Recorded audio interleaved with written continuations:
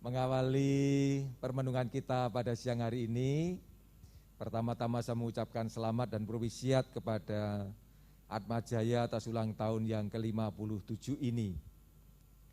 Dan dalam rangka Dies Natalis ke-57 ini, kita mengambil tema yang sangat bagus sekali dan terkait satu sama lain antara tema Dies dengan tema Ekaristi ini. Tahu tema Diesnya apa? Oh, mau coneng kono kae. Mana? Mana? Gak ada, gak ada. Mengarang. Saya juga susah menghafalkannya. Yang jelas ada kata aktualisasi ekologi. Apa? Mau menuju pada Universitas Laudato Si, ya ini. Jadi ada aktualisasi ekologi menuju Universitas Laudato Si. Sementara yang tertulis di sana adalah tema untuk misa kita, yakni kita dipanggil untuk mengusahakan dan memelihara taman dunia. Enggak tahu taman dunia itu yang mana. Adanya Taman Gembira Loko, ada taman mana kanak-kanak, ya kan? Nah, saya sendiri tidak bisa membayangkan Universitas Laudato Si itu yang seperti apa. Panjenengan pernah membayangkan yang seperti apa ini? Belum ya? Mungkin baik kalau kita tanya kepada perumusnya siapa ini, supaya kita tidak salah tafsir. Siapa yang merumuskan ini ya? Hah? Siapa ini? Nah, kalau diminta pertanggungjawaban langsung pada meleret kabeh toh. Nah. Siapa ini? Pak Rektor. Dari cara ketawanya itu Pak Rektor udah langsung ketahuan nih gitu. Iya. Oke, kalau kita mendengar kata Laudato Si, pertanyaannya adalah Laudato Si itu opo to janjane ini? Panganan opo iki? Apa? Surat dari Paus kepada kita semua. Pernah mendapatkan surat itu? Iya, ini adalah sebuah ensiklik dari Paus siapa? Benediktus ya? Paus Fransiskus yang dikeluarkan pada tanggal berapa? Ingat? Pada tanggal yang lalu pokoknya itu. Tanggal 24 Mei 2015. Kemudian dipublikasikan pada tanggal bulan Juni tanggal 18 2015 juga. Nah, di situ diungkapkan bagaimana Paus Fransiskus mengungkapkan keprihatinannya kepada situasi dunia yang rasa-rasanya mengalami penyelewengan akibat pengerusakan yang terjadi di antara umat manusia. Nah, sekarang pertanyaannya adalah, kalau kita mendengar kata Laudato Si itu yang terbersit di benak kita, spontan itu apa? Laudato Si, apa? Kaitannya dengan apa? Apa? Lingkungan hidup. Ya, lingkungan hidup. Yang dimaksud lingkungan hidup itu yang mana ini? Hewan, ono kire, flora dan fauna. Kita termasuk enggak ini? Kita enggak termasuk. Flora juga tidak. Kalau ada jamur di kulit kita, termasuk flora ya kan? Nah, fauna bukan. Kita bukan binatang ya. Katanya kita ini binatang yang berbudi, ya kan? Berarti termasuk fauna ya? Betul? Betul ya. Ini ada fauna di sana. Iya, kalau kita bicara mengenai lingkungan hidup yang diharapkan, yang dibayangkan oleh Paus kita itu yang seperti apa? Yang terawat, yang terpelihara itu yang seperti apa? Ya, kita bersahabat dengan lingkungan. Nah, kalau kita dikatakan mengusahakan dan memelihara lingkungan hidup atau taman dunia yang terawat itu gambarannya yang seperti apa? Damai, tidak rusak, ya kan? Tidak rusak, ada kedamaian, apalagi berkelanjutan, terus-menerus, tidak pernah henti. Nah, yang berkelanjutan, tidak pernah rusak itu yang seperti apa? Dapat dinikmati anak cucu. Nek sing ora duwe anak ro cucu kaya niki. Pak Jaka ini, oh egois banget ini. Oh, ini tetap Jaka nih, Pak Jaka nih.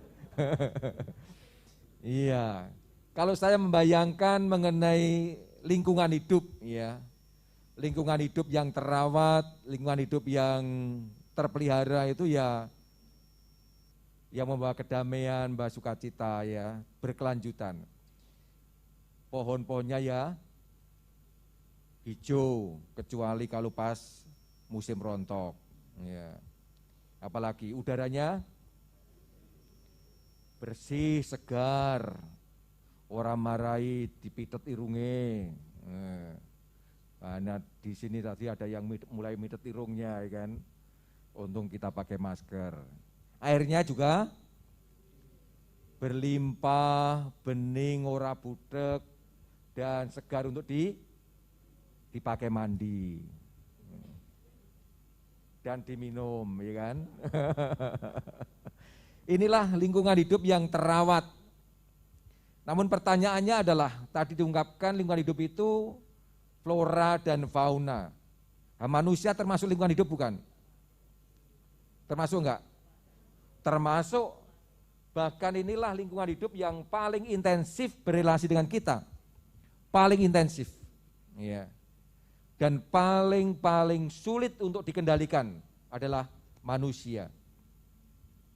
Bahkan Paus itu katakanlah mengarahkan tuduhannya kepada manusia sebagai sumber pengerusakan alam yang sebenarnya semula diciptakan oleh Allah dalam keadaan baik adanya, seperti kita dengar dalam bacaan yang pertama. Seperti Taman Eden. Pernah lihat Taman Eden? Belum pernah? Kalurang itu loh. Wong Yojo orang ngerti Taman Eden Kalurang. Ada berapa Taman Eden di sana? 3. Saya tahunya cuma 2. Kok yang ketika membuat yang ketiga nggak izin saya ya? Ya, Taman Eden. Pasti gambarnya tidak seperti itu ya. Kalau seperti itu, wah, mending tidak ke taman nih kan. Ya. Taman Eden, taman yang indah, yang ngresepke, segala macam itu menyenangkan. Bahkan ada buah-buahan yang siap untuk dipandang. Senengane iki lho. Wis awan mulai ngelih, mikire mangan terus.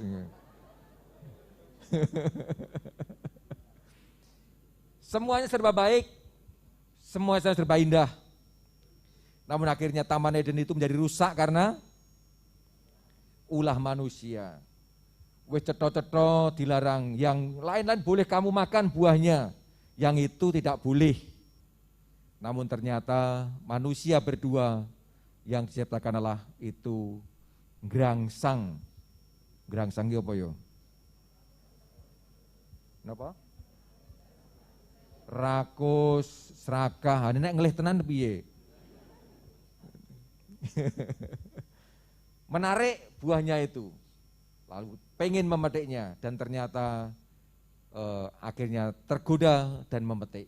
Semenjak itulah kemudian manusia, sayangnya tadi bacaan yang dibacakan yang bagian awal, soal kejatuhannya tidak dimunculkan, padahal itu penting sekali untuk memaknai Laudato Si ini. Ketika manusia menjadi serakah, rakus, mementingkan kepentingan diri sendiri, maka taman yang begitu indah itu akhirnya rusak, berantakan. Akibatnya adalah kita semua anak cucunya menanggung akibatnya, yaitu tidak komanan buah itu. Gitu. Karena udah terlanjur dimakan, cuman satu waktu itu.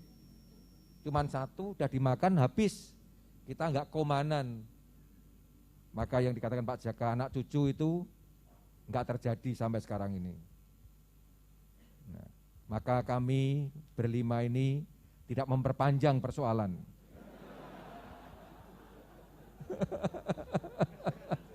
Kami anak cucu ya kan, supaya tidak semakin banyak orang yang menderita karena akibat ini. Gitu. Nah, tidak berarti jangan berbuat tidak baik loh ya. Bahkan saya dorong sebanyak mungkin bikin anak untuk memenuhi panggilan Tuhan. Beranak cuculah gitu. Pak Andi udah kelewat. Yone Pak Andi urung kelewat lah ya. Urung. Hah? Tamannya. Iya, wis yuswa kabeh itu. Nah, inilah yang bagi saya menarik.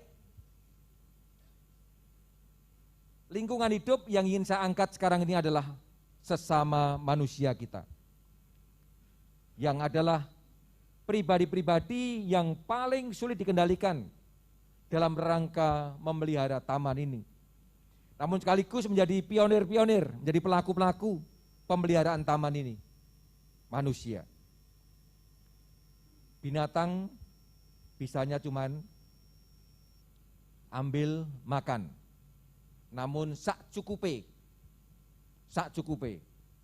Jarang sekali ya binatang yang menimbun ya kan, kecuali semut, tawon, namun itu mengambil, tidak merusak ya kan. Sementara manusia lain ya. Maka manusia adalah lingkungan yang paling bertanggung jawab untuk memelihara taman yang diciptakan Tuhan ini. Dan bagi kita merasakan tadi bahwa taman itu menjadi taman yang indah, yang menggembirakan kalau memiliki sifat-sifat yang adem, ayem. Membuat kita adem dan ayem. Membuat kita merasa nyaman dan aman. Membuat kita mengalami kedamaian dan kesejahteraan, damai sejahtera. Inilah lingkungan yang kita harapkan menjadi taman yang nyaman bagi kita dan semua manusia selanjutnya. Dan kita semua dipanggil untuk mengolah itu semua. Dan menurut imat saya ada beberapa yang perlu kita kembangkan dalam rangka ini. Bagaimana supaya bisa tercipta lingkungan hidup atau taman yang baik ini. Yakni ketika manusia mampu membangun keharmonisan dalam kehidupan bersama satu sama lain, khususnya antar manusia, harmoni. Dan menurut imat saya, harmoni itu ditandai oleh 4 perkara. Yang pertama adalah saling menghargai dan menghormati sebagai sesama ciptaan Tuhan yang sangat berharga di mata Tuhan. Dalam sikap penghargaan dan penghormatan inilah, maka martabat manusia sungguh-sungguh diutamakan. Dan di sana tidak ada lagi orang yang saling menindas, saling menghancurkan, saling merampas, saling meniadakan. Yang pertama. Yang kedua adalah sikap saling mengasihi dan mencintai dengan tulus, dengan penuh kesungguhan. Dalam kehidupan bersama yang seperti ini, maka masing-masing akan punya rasa tepo seliro. Tepo seliro tahu ya? Ditepake marang selirane dhewe. Nek aku ngantem kancaku, kira-kira piye nek aku di kampleng. Loro ora kira-kira? Loro, sakit, yung-yung, mula tidak melakukannya. Kalau saya digrenengi, difitnah, rasane sakit hati, maka juga tidak, ini tepo sliro. Ditepake nang awakku, maka saya mengendaki yang terbaik untuk orang lain juga. Dan di situ kita bisa berjalan bersama-sama sebagai seorang sahabat yang saling meneguhkan, yang saling menguatkan, yang saling menolong. Kemudian yang ketiga adalah apa? Menurut pengalaman jenengan, hidup yang padu, saling memaafkan satu sama lain. Dalam sikap saling memaafkan ini, maka masing-masing menghargai dan memahami dan berusaha untuk berbenah bersama-sama. Inilah berbagai macam ciri khas hidup dalam harmoni itu. Maka yang paling utama bagi kita semua ketika kita pengen membangun taman dunia ini supaya menjadi taman yang adem ayem, yang nyaman aman, dan sekaligus damai sejahtera, mesti kita wujudkan dalam keharmonisan itu.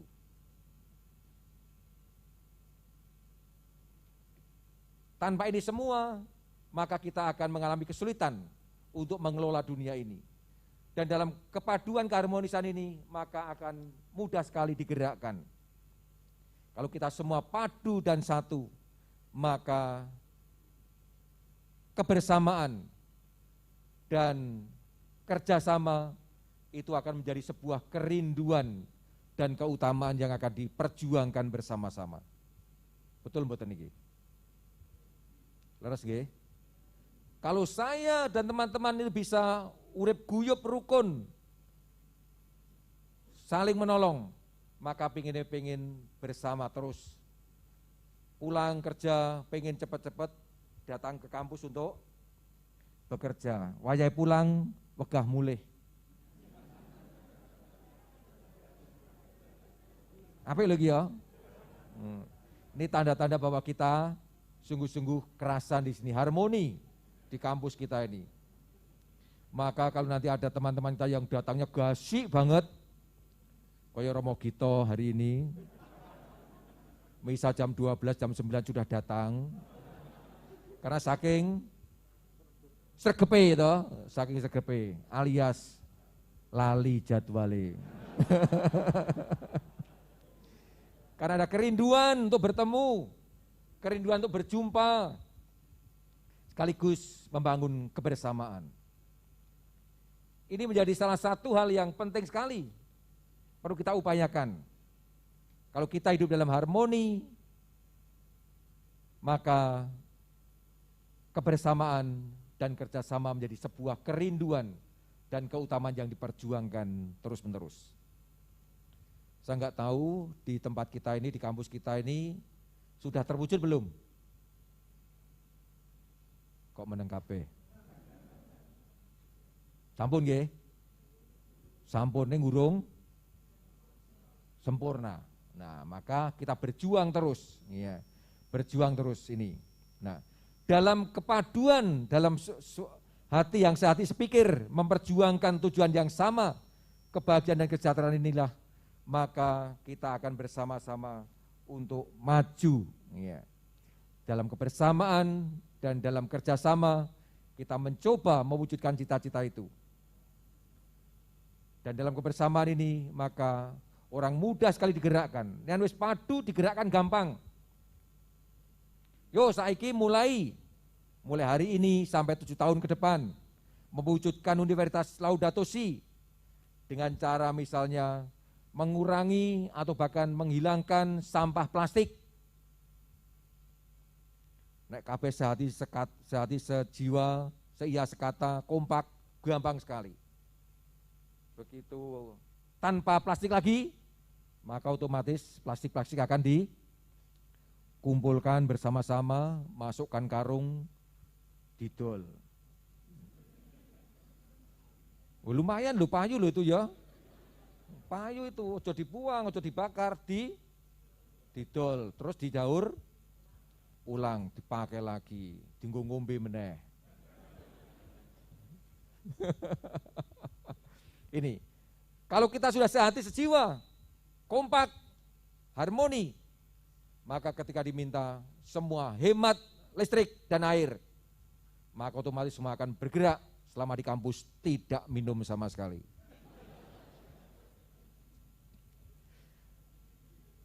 ya kan?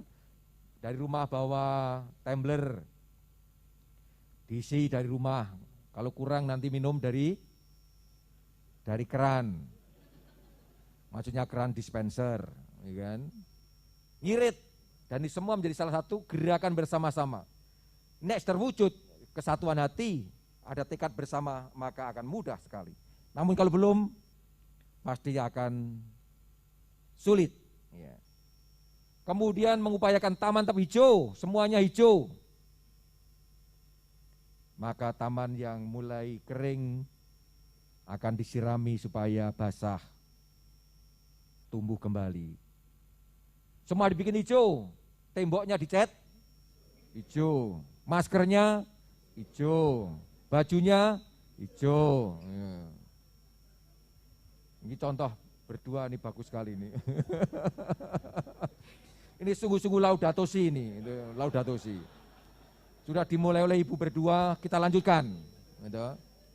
Maka kalau nanti mudah-mudahan tahun depan saya bisa melihat seluruh Unika Atmajaya ini bisa hijau semuanya. Setuju? Ora kompak. Nah ini, kalau kita sudah kompak, maka semuanya akan bisa berjalan dengan baik. Tentu saja kita semua akan menghadapi banyak tantangan kesulitan. Dan tantangan kesulitan itu sekali lagi bukan pertama-tama dari luar, namun dari dalam diri kita sendiri. Maka pembaharuan, pembenahan, dan tekad membangun Universitas Laudato Si harus dimulai dari diri sendiri, kita sendiri.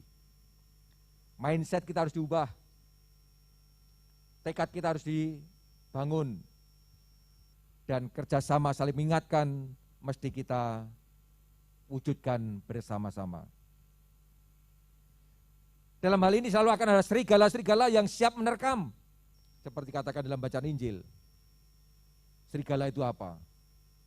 Selain dari dalam diri kita kemalasan,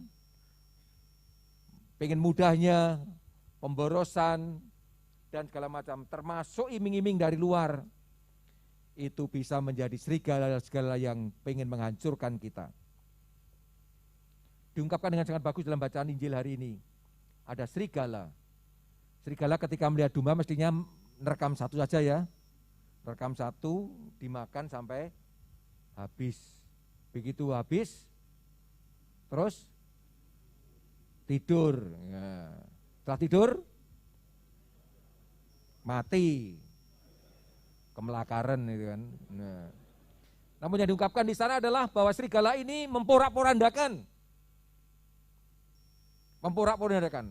Bukan menerkam untuk makan. Itu wajar, normal, alami. Namun yang diungkapkan adalah serigala yang datang untuk memporak-porandakan. Dan ini selalu ada orang-orang yang seperti ini di tengah masyarakat kita. Memporak-porandakan kenyamanan, keharmonisan, kepaduan.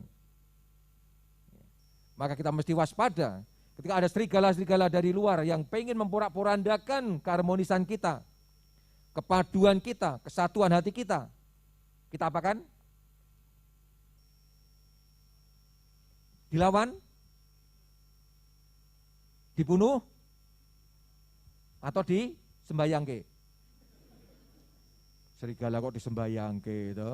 Wah, ora bakal ngerti kan? Nah, kita mencoba untuk mengisolasikan dia, diisolasikan, kemudian masukkan dalam kandangnya dia sendiri maksudnya. Ini, kita mesti waspada terhadap segala sesuatu yang bisa memporak-porandakan tekad kita mewujudkan Universitas Laudato Si. Dan Universitas Laudato Si menurut imat saya bukan pertama-tama soal cat hijau, bukan pertama-tama soal taman yang hijau, bukan pertama-tama soal masker hijau, gitu. Namun hati sing ijo. Hati sing ijo itu berarti hati sing adem, sing ayem, sing tentrem, sing sumeleh, sing bisa bersahabat dan bisa bekerja sama, saling mengampuni. Kalau ini semua kita capai, kita wujudkan, maka saya yakin universitas kita menjadi universitas yang sungguh-sungguh Laudato Si sepanjang masa. Orang mung anak cucu yang menikmati, namun mung 7 turunan. 7 kali 7, 79 turunan. Ojo sak lah masih, dan masyarakat menikmati itu semua. Inilah yang menjadi harapan cita-cita kita. Maka mari kita maknai Dies Natalis ke-57 ini sebagai momentum untuk menggalang kesatuan kita, keharmonisan kita, kerjasama kita, supaya kita bisa menjadi universitas yang ijo atine. Karena dalam ijo ati ini yang tentrem ayem, bahagia, kita bisa bekerja dan memberikan yang terbaik untuk Tuhan dan untuk masyarakat kita. Kita mohon rahmat Tuhan, semoga ke depan tidak hanya 7 tahun ke depan, namun selanjutnya selamanya universitas kita menjadi Universitas Laudato Si yang sungguh-sungguh menjadi taman yang indah, di mana semua bisa bekerja dengan baik, dengan nyaman, semua bisa bekerja, belajar dengan baik, nyaman, dan akhirnya banyak orang muda yang tersiapkan dengan baik untuk masa depan mereka. Kita berdiam diri sejenak.